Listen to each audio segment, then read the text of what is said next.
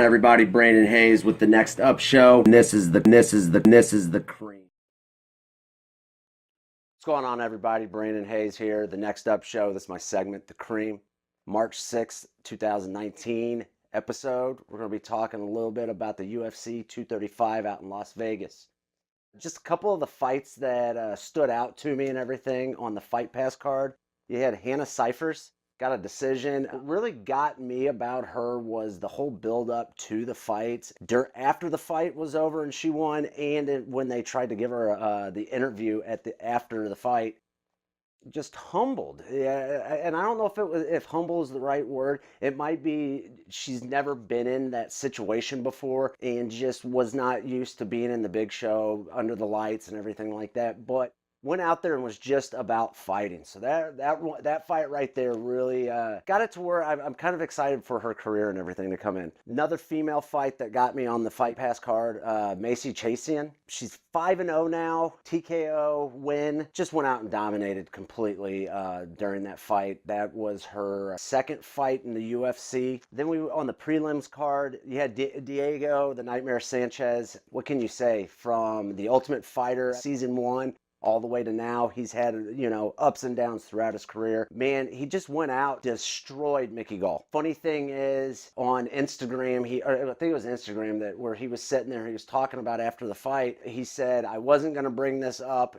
in the cage during the press conference and everything, but he actually lifted up his shirt and he had a bite mark and everything, and it's kind of honorable in that aspect. A lot of fighters would have, made a scene in the cage, or they would have, time after, they would have said something. Other than that, he waited until the fight was completely over after celebrating and everything with his team. But that was a second round knockout for Diego. I'm probably going to have to say the biggest spotlight out of the entire card, Johnny Walker. Johnny Walker, he went out 38-second TKO, flying knee, just completely a phenom. He's exciting to watch. And then also, if you're watching the fights, his antics at the end, he dislocated his shoulder in his celebration. A young guy going out there, emotions and everything, just, it was exciting, other than, him falling on his face and messing up his shoulder. Zabat, the guy's a stud. Striking is unbelievable. He went out, dominated the entire fight against Jeremy Stevens, got the decision win in 3 rounds.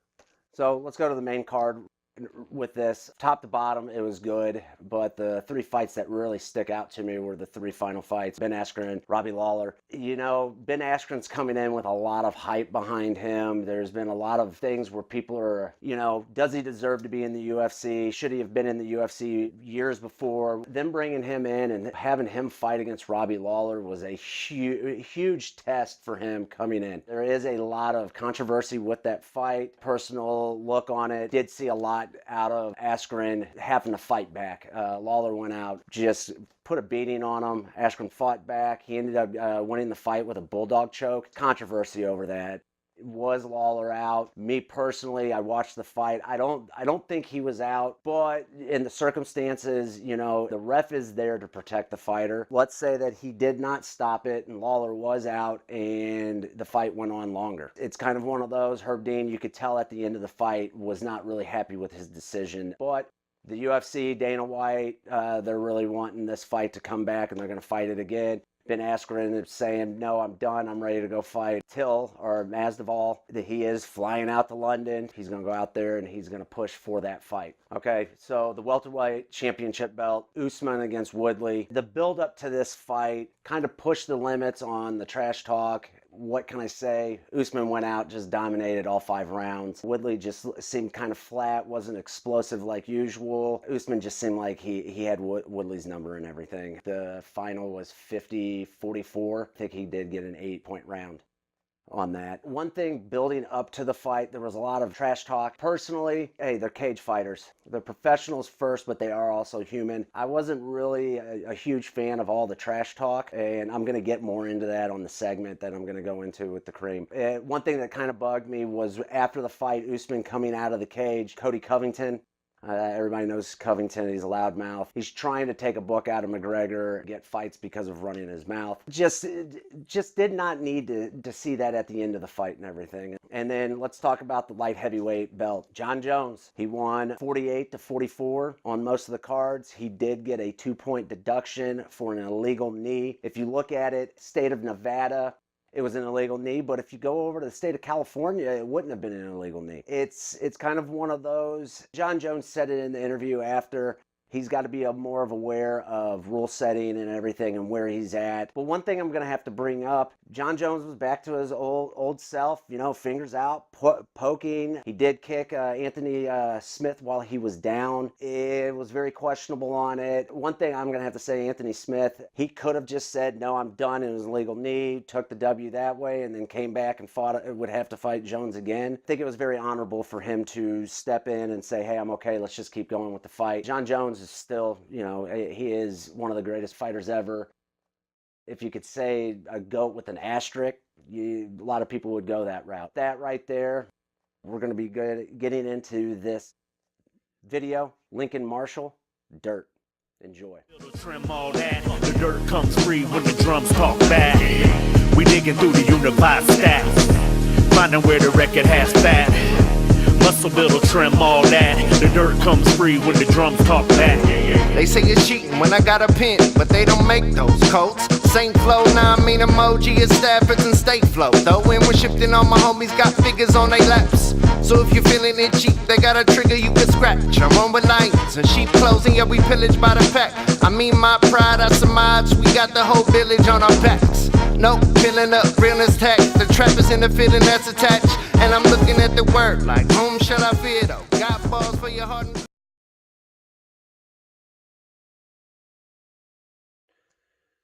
Just making sure that was Lincoln Marshall, Dirt. All right, guys, getting into the cream part.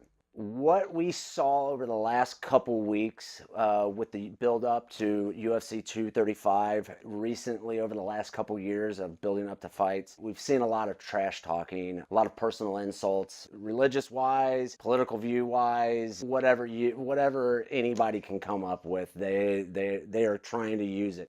Even using somebody's American name, trying to say that was bad way of them using it and stuff. I don't understand it. For me personally, trash talk is between friends, go back and forth, jarring each other, and it's all for fun and games. When you're looking at it from a standpoint of a professional career, I really don't see too many CEOs out there talking trash to their employees, if that is a fighter or if that is a sales rep or anything like that. One thing that I've noticed with that, where the problem lies, is the top down. Dana White does talk trash to his fighters that ex-fighters and fighters that are in other promotions. I understand that the UFC or Zuffa or the people that the Hollywood backing that came in and bought them, it's about making money. Society nowadays, it seems like, you know, a lot of the sheeple, it's about violence. If you've ever been to a local MMA card, just sit back and just listen to what you hear come out of the crowd. I know that there's been a lot of YouTube videos, guys sitting there telling them to grab and pull the guy's dick and stuff like that. Just some off the wall stuff. You know, I understand it's violence. We're sitting there watching two men or two women go in and they're violently trying to hurt each other, trying to win money, and they're trying to get sponsorships, and they're trying to get likes. But when it really comes down to it, is this where we're headed? The Next Up show talked to me about, kind of talking about the UFC and ONE FC. And where I'm kind of seeing where I was seeing with the problem there with the trash talking, where it's kind of gone to the personal side of things. And what I started looking at, I looked at ONE FC, and I got on and I looked at their mission statement. And it says integrity, humility, honor, respect, courage, discipline, and compassion. And then I went looking for the UFC's mission statement, and on their website there is no mission statement. And I kept digging a little bit deeper into it. What I saw, and this was in 2015, the thing is, it's not even from the UFC's page. I found on a message board, a gentleman brought it up, and it is to help promote the sport of MMA evolve into a world sport. They've done that. Look at the UFC, the biggest promotion on the planet. What I'm trying to say is, and You go to ONE FC, and they're an Asian-based MMA promotion. Bellator is mainly the U.S., Canada. I was also looking to just kind of go back a little bit, what ONE FC's trying to do, and it's bring back the integrity, the honor. It's bringing back the martial art concept and everything. And then it was like, well, wait a minute. Gordon Ryan brought up jiu-jitsu. It's about honor and everything like that. And Gordon Ryan brought it up and was like, well, wait a minute. The jiu-jitsu guys went from dojo to dojo fighting whoever they could to show who was the badass. You kind of look at it, and I'm coming from a wrestling standpoint. I went and I looked up the mission statement for USA Wrestling. Guided by the Olympic spirit, provides quality opportunities for members to achieve full human and athletic potential. With that right there, that it's amateur sport. Is it really about the money and everything? Well, it kind of is. If you look at the Olympics, it's a billion dollar industry. And then I went in, and like I said, I brought up Gordon Ryan and everything on the jiu-jitsu. So I looked up Gracie Barra, says jiu-jitsu is for everyone. So you take what Gordon Ryan said, and then you take what Gracie Barra. So you kind of look at it that way, and you look how they're promoting that, and then you look at USA Wrestling, and it's to promote the sport of wrestling. USA Wrestling also is using submission grappling and everything like that. But then you go back and you look at it in the old cartoon, in the old comic book magazines of the old karate, taekwondo guys. It was the same concept as jiu-jitsu. They were going around, go to a board breaking competition, and they'd end up getting in a fist fight with each other, or go gym to gym fighting to see who was the best. It kind of makes me sit there and laugh about it with everything that's going on from the professional side of combative sports all the way down to the amateur level. And like I talked about in my first video, proper behavior, you've got it on the amateur level at the youngest level of it, where you've got parents going out and fighting, and then you've got media outlets for it showing over-exaggerated celebrations after wins and everything. And then you get up to the big show, and we've got this whole thing going on of trash talk. It's gone to the next level. Conor McGregor and Khabib, Khabib, very humbled person coming out of Dagestan, Russia, a very religious person. Conor McGregor coming out of Ireland, very outspoken, both highly talented athletes. Conor McGregor really stepped the line on some of the stuff that he was saying, and really showed. But you could show where you push a person to their limit, becomes personal, and you end up having Khabib jumping out in the crowd going after Dylan Dennis. All those guys have been suspended, fines, everything like that. So the trash talk, I understand. Everybody's got an opinion on it. I know that I've got some training partners of mine that, yes, we jar each other, but we never take it to a personal level. Next problem I'm kind of seeing is a fair playing ground. And when I mean fair playing ground, you're looking at rules, anti-doping, behavior in and out of competition, and then quality over profits. And when I'm meaning quality over profits, they're in a violent sport. It's two people going out and they're throwing hands, kicks, elbows, slamming each other, everything like that. You kind of want to sit back and you want to look at it. There's a lot of emotion that goes into it. Where I see that a solution can come from all of this would be a fighters union, bringing up a fighters union that's going to put some code of conduct into each of the athletes, that to be in this union, they're going to have a certain standard and everything. And that would be also going on the anti-doping. There's been a lot of questions coming up with a couple of athletes on code of conduct, also with the anti-doping. With a union, yes, it's going to help protect them, but it's also going to give that code of conduct, that standard that each athlete should have. Right now, it's really down to the promotions and how the promotions want to handle it. USADA is good and it's bad. Look at the movie Icarus, or not the movie, but the documentary Icarus shows the corruption, and that was in the amateur level in the Olympics over in Russia. If you guys have not seen that, it's on Netflix. It's definitely something that you guys want to check out. Another thing is unified rules. I'm going to use the John Jones Anthony Smith bout. It's kind of interesting. In the state of Nevada, the knee Jones threw was illegal. But if they were in the state of California, it would have been an illegal knee and everything. So I personally feel unifying the rules and having just one rule set for all of MMA, bringing in ONE FC, Bellator. I know here in the United States, each state has its own commission and they have their own rules and how they do their things. As professionals, should they be able to go in and do any kind of rule set? Yes. But two, they are human and errors can happen. And while you're in training, if you look at how Jon Jones's last fight got moved from one state to the next state because of the pictograms and that whole nightmare. You know, it's kind of one of those, a unified rule set would kind of take all that away and everything. Some fighters talk about, man, I've always wanted to go fight overseas and pride so I could kick somebody in the head. To me, that's funny, but kind of a good point. There's all one rule set, unified rules.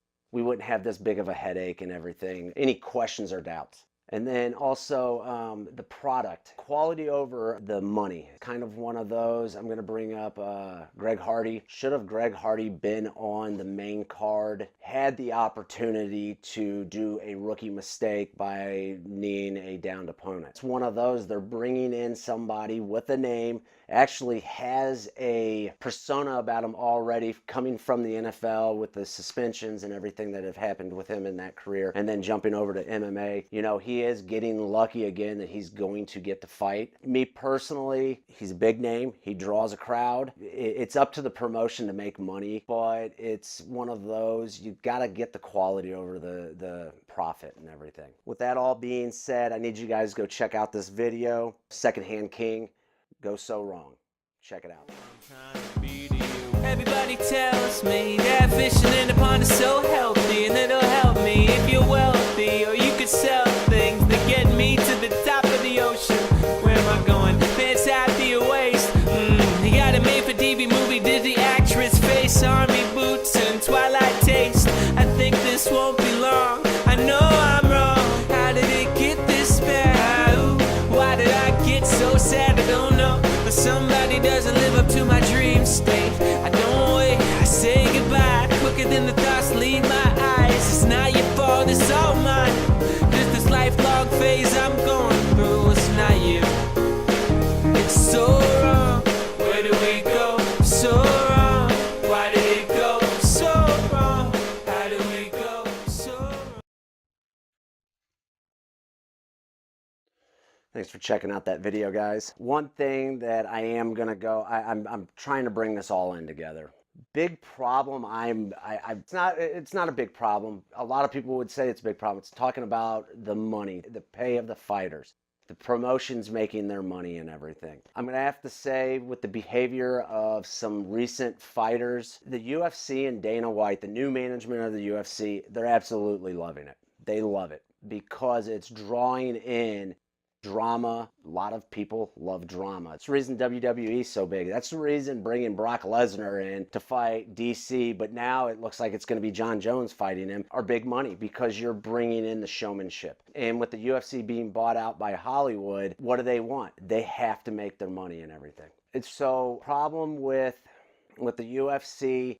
They do give certain fighters points on each pay-per-view. The contract deal with Reebok, it is a good thing, but it is a bad thing. It took where a lot of these fighters, everybody thinks they make a lot of money and everything. You hear a lot of the older fighters talking about, man, I'm losing all this money because my sponsorship. I'm not being able to get the sponsor. I'm not being able to wear my sponsors on my gear. I'm not having the banner. I'm not being able to promote them and everything like they used to do. But Bellator, ONE FC, regional promotions, anything like that, they're allowed to still. With that, the fighters are having to sell themselves more. Cody Covington is coming off as a villain now. He has gone the whole magma route. He's proud that he got to take his belt, his interim belt, to the White House, and he's kind of going that path, and he's kind of playing the villain of he deserves to be there. Am I saying that he does or does not? No, I'm not even going down that path. His fighting, yes, he's beaten some tough guys. Has he done a Woodley or Usman? No, I don't think so, not yet. But then also the trash talk, You know, you look at a Ben Askren, and he's really not taking personal jabs at the people. He's coming out of retirement because he went over, he was in Bellator, he won the Bellator belt, he ended up defending it. UFC, Dana White would not sign him, so he went over to ONE FC, and he went over there and dominated. And then guess what? He came back and was like, I'm done, I'm retiring, I'm going to coach wrestling. He's going to pay it forward by going back and supporting USA Wrestling and working with kids and everything. But all of a sudden, you know, he got on the podcast. He sold himself that way. Joe Rogan really had been pushing for him to get into the UFC. Ben Askren does. He knows how to push people's buttons. I mean, hell, look at it. Dana White blocked him on social media and everything because, you know, he is a very intelligent person. But like where I'm going with this, the selling of the athlete, pull a Conor McGregor, you pull a Chael Sonnen. He's the mouth. He talked his way into a fight with Anderson Silva, and then talked his way into a fight with John Jones. Kind of one of those. I had somebody tell me that has talked to Chael Sonnen before he started doing that, where he was like, just watch what I'm gonna do. I'm gonna talk. He was at the end of his career, and look what he ended his career. He pulled some major fights and made some paydays there. Going back on what I was saying with how the UFC took away the fighter sponsorships, got them in a Reebok contract. It's making the fighters, are they really acting their themselves? Or are they doing the WWE and it's showmanship, and when the fight's over, they move on from it? Well, you go back, you look, Khabib and Conor, didn't happen that way. Usman and Woodley, very professional after their fight and everything, but then you have got to look at Usman and Covington, and then you look at what happened the day after the fights where they're out in a casino. I don't know if it was a buffet line or whatever, but there were civilians.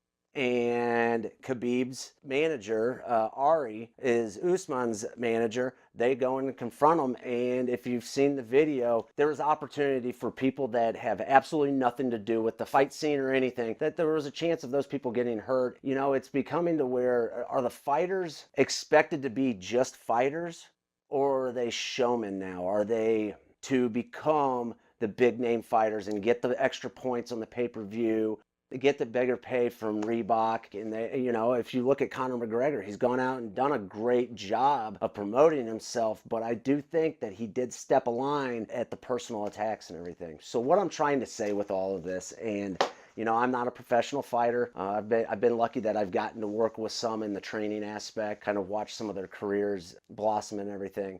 What I'm looking at is mixed martial arts an honorable sport. Is it just a sport? Or is it just a bunch of badass dudes that are getting paid to go out and do human cockfighting? What I personally feel is, and you go all the way back to the Pride days, and this is kind of a culture difference with Japan and the United States. If you ever see an old Pride, there's no yelling, there's no cheering, there's no grab them by the dick or any of that coming from the crowd. They're quiet. And they're sitting there letting two warriors, two men or females, go out and fight each other. Because when you really look at it, it's a very emotional thing. And the greatest fighters go out and they keep their composure from start to finish. They keep their composure before the fights. They keep their composure after the fights. I'm not saying that any of these fighters have done anything wrong. They are just human, and they're going out and they're trying to make an honest buck doing something that some of them love, some of them are just good at it. When you really look at it with the UFC and how they got bought out and everything, is it the representation of the MMA, what the Gracies started so long ago, and Dana White came in and saved it, preserved it, did what their mission statement was, and that was to evolve this into a global sport. And then you have Bellator, they're doing their thing, and then you have ONE FC that's trying to bring back the old ways of martial arts where there's honor, integrity, and everything like that. Where are we headed with this? What is the next step to it? Is the next step going in and there's fights out in the crowd? Because we've had that. Fights from in the cage to out of the cage. We've had fights out in the gateways of leaving the arenas. Will we ever see any more violence than that? And I guess that's kind of where I'm going on a standpoint of, you've got to look at it. The UFC has preserved the sport. Now we have ONE FC trying to come in and bring back the integrity of martial arts. You know, are we taking care of our fighters? Or not us, but are the promotions taking care of their fighters? It's kind of one of those, we've got to see where it's going to go from now. And, you know, it's really important that, you know, these fighters just go out and they do the fighting, and it's the promoter's job to do the promoting. We're going to see, you know, in the next probably, you know, 6 months to a year where it's going to be headed. And with that, you know, thanks for everything, guys. This has been The Cream, and we'll see you guys next time. Basketball, I don't need